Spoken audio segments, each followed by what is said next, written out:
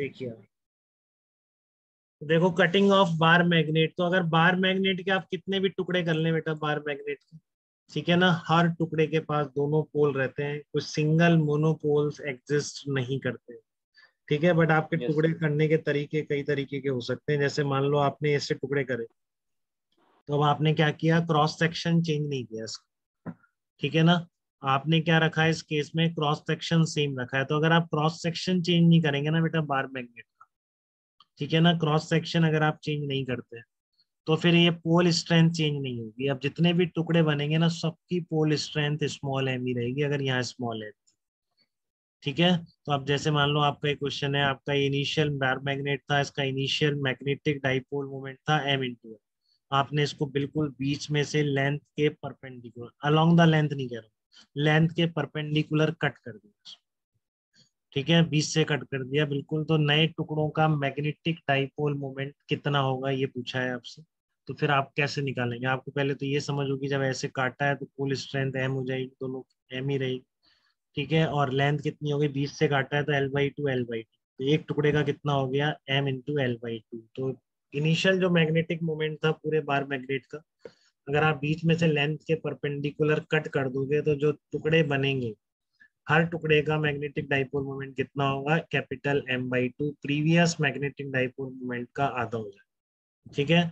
But अगर आपने जैसे क्रॉस सेक्शन चेंज कर दिया, उसका इस तरह से कट कर दिया, मैग्नेट लेंथ वही है, बट दोनों टुकड़ों का क्रॉस सेक्शन आपने आधा कर दिया, तो हमेशा ध्यान रखो बेटा, pole strength is proportional to cross sectional area, ठीक है। Pole strength is proportional to cross sectional area. आप क्रॉस सेक्शनल एरिया अगर आधा कर देंगे बार मैग्नेट का, तो जो पोल्स बनेंगे उनकी पोल स्ट्रेंथ हाफ हो जाएगी। तो दोनों जो टुकड़े बने M/2 के बने, हर टुकड़े का मैग्नेटिक मोमेंट लिखो M/2L, तो इस केस में भी आधा हो जाएगा, आधा तो मैग्नेटिक मोमेंट दोनों केस में हो गया, ठीक है। बट इस तरह की बात आप जरूर ध्यान रखेंगे, अभी 2 साल पहले मेंस में आया था क्वेश्चन, अभी कराऊंगा आप, ठीक है, कि आप टुकड़े इस तरह कर देंगे ना मैग्नेट के, तो पोल स्ट्रेंथ क्या होगी, डिपेंड करता है कि आप क्रॉस सेक्शन चेंज कर रहे हैं या फिर नहीं कर रहे हैं, उससे गवर्न होगा, ठीक है। तो ये ध्यान रखेंगे आप एकदम। तो आप कंपैरिजन देख लो, डायरेक्ट फार्मूले हैं कि आपका एम बैक, सारे फार्मूले मैंने एक बार फिर से समराइज करने की शायद कोशिश करी है, हाँ कर दी है मैंने सारे, पूरे नहीं लिखे जैसे कई मैंने। तो ऑन एक्सेस पर क्या होगा, 2kp/x3, तो वैसे बन गया इक्वेटोरियल लाइन, परपेंडिकुलर लाइन, तो वही डायरेक्शन भी अपोजिट होगी, डायरेक्शन में भी बिल्कुल सेम है बेटा, ध्यान रखना, डायरेक्शन ही की केवल मैग्नीट्यूड सेम आ रहा है। अगर ये आपकी बार मैग्नेट है, ठीक है ना, बार मैग्नेट मतलब एम वेक्टर, तो मतलब एस ये हो गया एन ये हो गया, तो इसकी इक्वेटोरियल लाइन पर मैग्नेटिक फील्ड इस एम वेक्टर के अपोजिट ही होगा।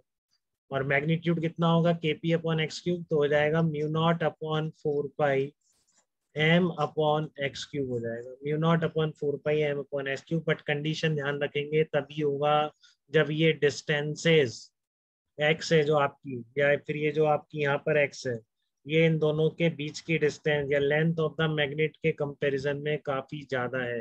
अगर नहीं है तो क्या करोगे बताओ, मान लो ये आपकी ज्यादा नहीं दी इसने, कंपेरेबल कंपेरेबल है, ठीक है ना, तो फिर आप बिल्कुल बेटा वैसे करेंगे जैसे -q और +q, ठीक है ना।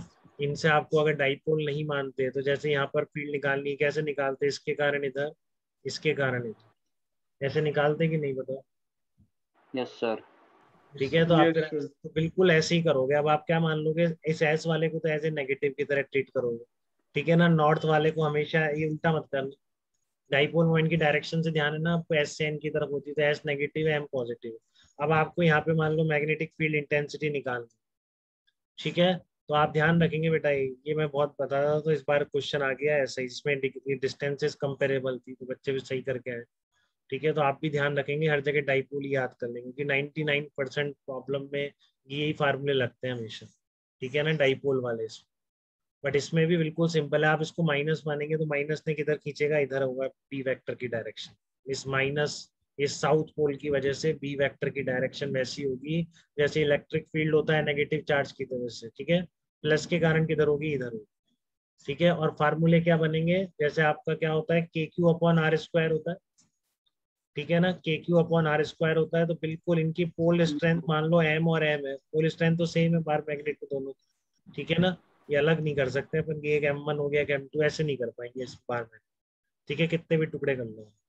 तो KQ/R² होती है, तो आप इसकी जगह क्या बन जाएगा फार्मूला, म्यू नॉट अपॉन, बिल्कुल वैसे ही बेटा, बट स्मॉल क्यू की जगह क्या आ जाएगी, पोल स्ट्रेंथ, और ये बिल्कुल R²। तो ये मत भूलना कभी। ठीक है, आपकी अगर ये डिस्टेंसेज और ये डिस्टेंस बहुत ही नेग्लिजिबल नहीं है, मतलब बीच की डिस्टेंस इसके कंपैरिजन में, तो फिर आप -m और +m मान लोगे इसको, एक तरीके से नेगेटिव और पॉजिटिव चार्ज की तरह। जैसे आप नेगेटिव चार्ज का फील्ड लिखते हो वैसे इसके कारण, प्लस का जैसे प्लस से लिखते हो आप बाहर की तरफ। ठीक है, फिर इन दोनों का रिजल्टेंट आप निकाल लोगे जैसे। ठीक है ना, मैग्नीट्यूड कितने लिखोगे, ये ये डिस्टेंसेज R है, R1 R2 की हो सकती है जो भी है। ठीक है, तो KQ/R² के जैसे लिखते हो वैसे पोल स्ट्रेंथ के कारण, एक सिंगल पोल के कारण R डिस्टेंस पर फील्ड कितना होगा, म्यू नॉट अपॉन 4πm/R²। तो बिल्कुल ऐसे ही कर दोगे आप, कोई दिक्कत नहीं है। क्लियर है सबको ये बात? ठीक है, बाकी सारे यस फार्मूले सर। ऐसे ही। जनरल पॉइंट पर फील्ड निकालना है, क्या है जनरल पॉइंट पर? जनरल पॉइंट पर होगा आपका, क्या होगा, ये आता है फार्मूला KP/R³ √3 cos² θ+1, वैसे यहाँ पे भी आ जाएगा, म्यू नॉट अपॉन 4πm/R³, वैसे के वैसे बन जाएगा। टॉर्क का फार्मूला सेम कॉपी हो गया। ये एक फ्रीली सस्पेंडेड बार मैग्नेट या suspended bar magnet magnetic field कितना टॉर्क एक्सपीरियंस करेगी, M×B। तो देखो, आप दो बार मैग्नेट के बीच फोर्स लिखना है आप। तो वही कहानी है बेटा, जो P1 और P2 की थी, जो आपने इतनी बार रिवाइज कर लिया होगा कि आपको रटा हुआ होगा। ठीक है ना, कोई डिफरेंस नहीं है कि एक डाइपोल ऐसे रखे हुए हैं दो, एक है P1 वेक्टर और एक है P2 वेक्टर, बीच की डिस्टेंस R है, तो इनके बीच फोर्स कितना होता है, 6K P1 P2/R4। ठीक है, और अगर आपको अट्रैक्टिव होता है, ये बताया था आपको, तो ऐसे ही दो बार मैग्नेट अगर ऐसे रखे हुए हैं तो दिख भी रहा है आपको, ये क्या होगा, S और N, एक M वेक्टर इधर और दूसरा भी M वेक्टर इधर, तो नॉर्थ और साउथ पास से अट्रैक्ट ही तो करेंगे।